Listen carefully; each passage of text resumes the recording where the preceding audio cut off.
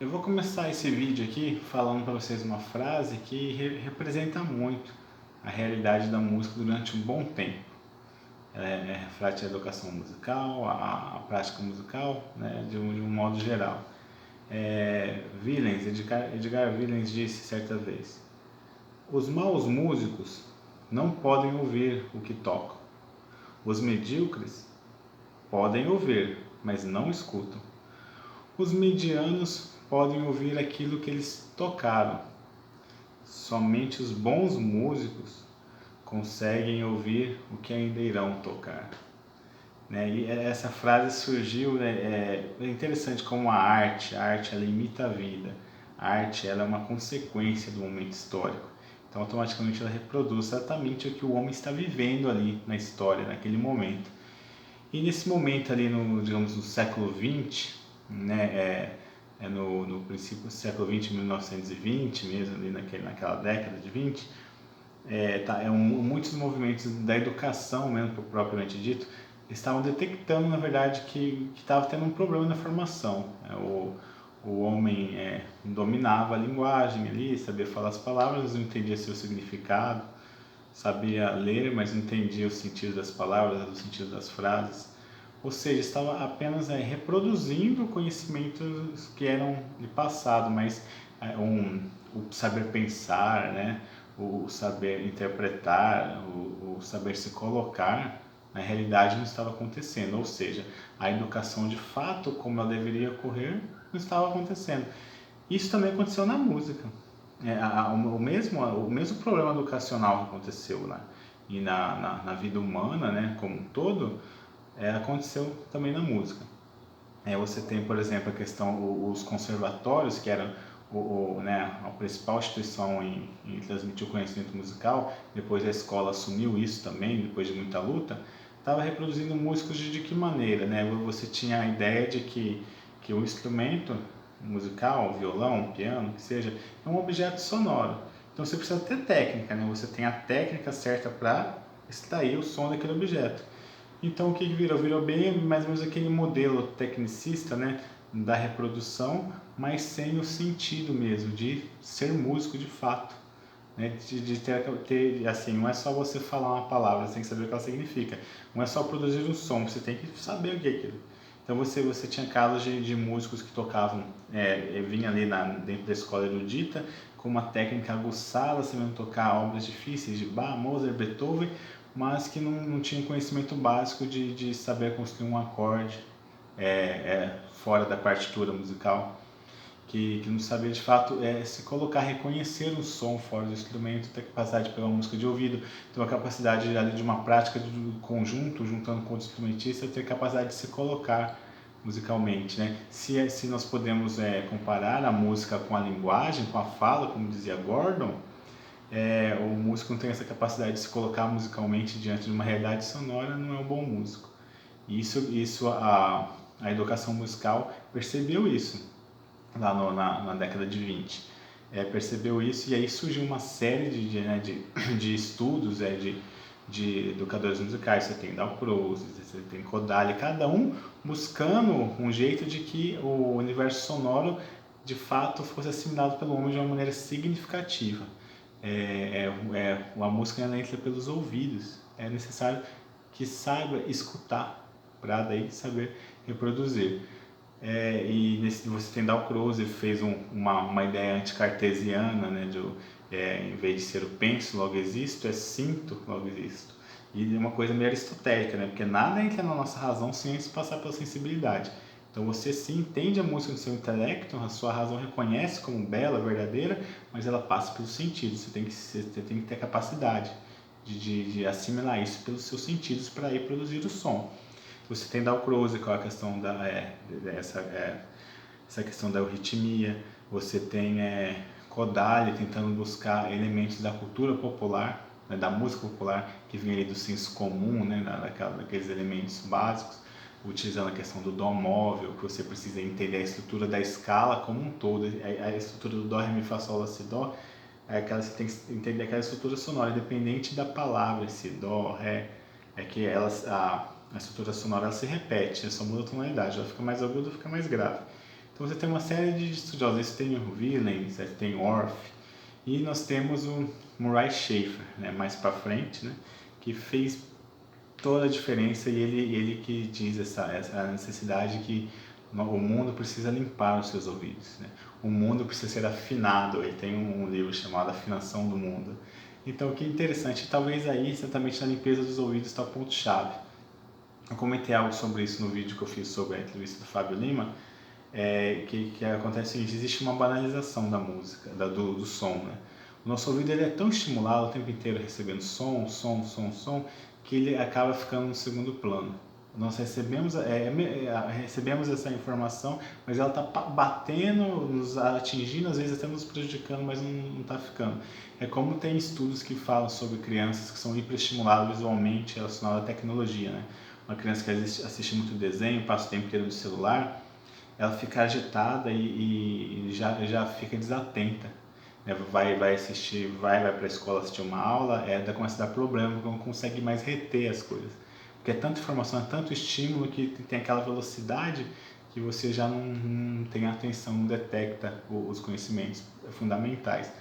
E aí isso pode estar acontecendo com a questão auditiva, que o nosso ouvido diante do mundo moderno, diante dos estímulos sonoros que nós temos, a gente é tão, né, recebendo sonoridade o tempo todo, que quando a gente não tem a capacidade mais, né, a paciência de apreciar uma música, e pior ainda, apreciar uma música e não perceber os seus detalhes, e pior ainda, ouvir uma música e não perceber quando uma pessoa desafina, quando a pessoa toca errado. Você ouve tanto som, e quando você se depara com uma atenção ali para ouvir uma música, você não consegue ter essa atenção, não consegue reter. É isso que o Schafer propõe, nós fazemos uma limpeza dos ouvidos. O que seria a limpeza do ouvido? Você ter uma escuta aguçada, uma escuta apurada, uma escuta consciente.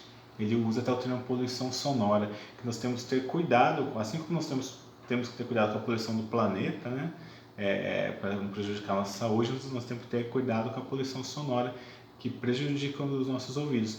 Prejudica nesse sentido que estou dizendo para vocês, né, que a gente não fica desatento e não tem capacidade de reconhecer os sons, até chegar num nível de música, que eu sou um músico que canta e não percebo que estou cantando desafinado, até a questão mesmo de fazer mal fisicamente.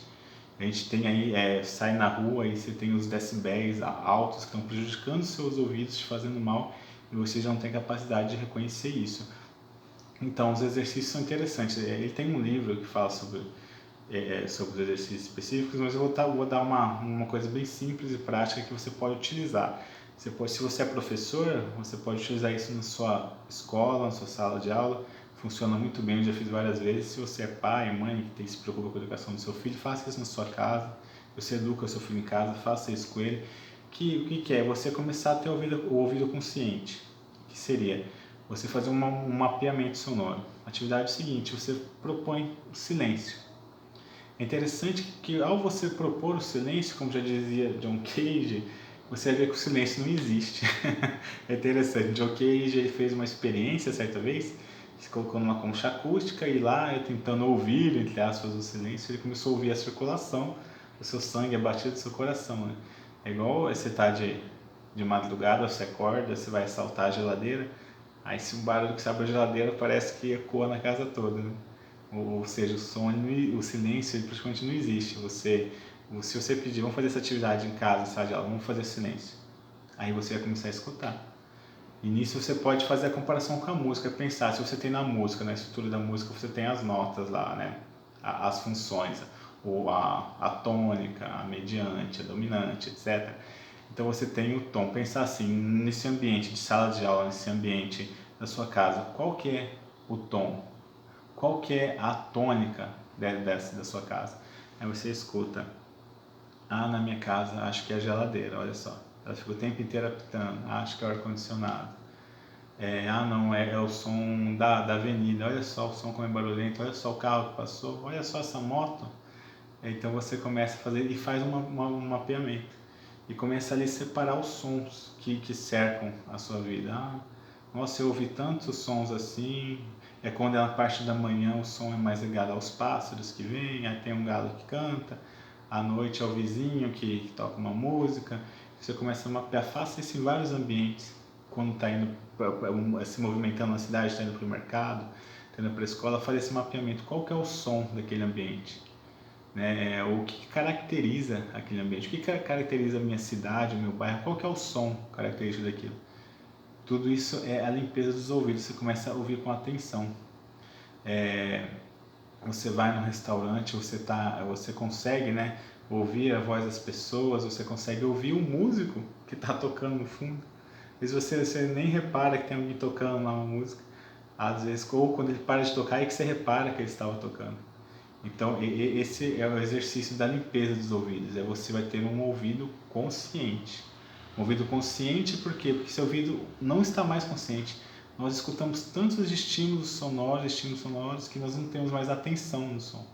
Né? Fica uma coisa, né, vazia, assim como nossos sentidos da visão é estimulado, assim como chega na noite, muitas pessoas têm dificuldade de dormir por estímulos visuais ligados a movimentos, a televisão, tudo, nosso cérebro fica lá estimulado naquilo, assim nossos ouvidos ficam estimulados, sempre estimulado, mas desatento. Não tem a capacidade de ouvir uma música, parar e ouvir e perceber os elementos. A capacidade de ouvir e perceber as desafinações, as micro desafinações. Não consegue, aí você perde o senso da beleza. Você não sabe mais dizer o que é belo, o que não é belo. Você não é capaz de diferenciar os estilos. Aí sim a sociedade, né, caminha para uma pobreza. Porque, né, a beleza, já falei em outros vídeos, é reflexo, né, de outros valores, né, do bem, da verdade. Você começa a perder. Tudo é tudo igual. Tudo vira um produto. Tudo é igual. Tudo é produto. Nada mais é essência. Nada mais é processo criativo. Você não consegue ver a diferença nas partes. Você não consegue ver a proporção das coisas. Então é isso. Por isso que o título desse vídeo, Músicos, limpem seus ouvidos. Mas nós poderíamos dizer de uma maneira geral, para toda a sociedade, precisamos limpar nossos ouvidos. É necessário, assim como nós precisamos limpar o ambiente da poluição, né, o ambiente para respirar um ar puro, nós precisamos também escutar algo bom. Né? Se for necessário criar leis que proíbam, já fazem isso, né? Proíbem sons altos depois de determinada hora, mas é necessário pensar, ter essa consciência de que eu estou incomodando a outra pessoa, a minha voz, estou falando muito alto, estou escutando uma música muito alta, então é necessário, porque é isso, o silêncio, né? Esse silêncio que entre aspas, como diz, não existe, nos faz escutar. O silêncio nos faz escutar, isso é muito interessante, muito belo. Então é isso, fica aí uma pequena atividade para vocês de fazer mapas sonoros, né? Paisagens sonoras. Mapeie a sua casa, qual que é o som, faça essa atividade com seu filho, né? Com seus amigos, né? Na sua sala de aula. É muito interessante. Converse sobre isso, converse sobre o som. E, consequentemente, isso vai te caminhar para essa mesma realidade sonora, só que dentro da música. Você vai poder discutir sobre essa questão, essa diversidade sonora dentro de uma obra musical. Começar a reparar, essa música a sonoridade é mais pobre, né? Essa aqui a sonoridade é mais rica, e assim vai. Ok? É isso aí, um abraço.